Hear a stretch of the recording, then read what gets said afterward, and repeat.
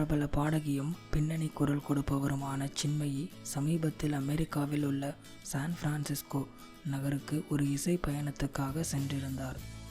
அங்குள்ள car parking ஒன்றில் காரை நிறுத்திவிட்டு சில நிமிடங்கள் கழித்து மீண்டும் திரும்பிய போது தன்னுடைய கார் படுமோசமாக டேமேஜ் ஆகி இருப்பதைக் கண்டு அதிர்ச்சியடைந்தார்.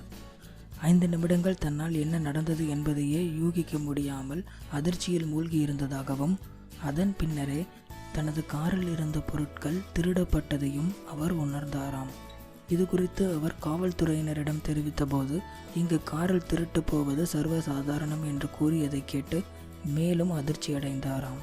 நல்லவேளை காரை திருட முயன்ற பெண்ணை ஒருவர் அடையாளம் கண்டுள்ளார். அந்த பெண்ணுக்கு தலைமுடி சிவப்பாக இருக்கும் என்று கூறியதை அடுத்து அந்த பெண்ணை தேடும் முயற்சியில் போலீசார் ஈடுபட்டுள்ளனர்.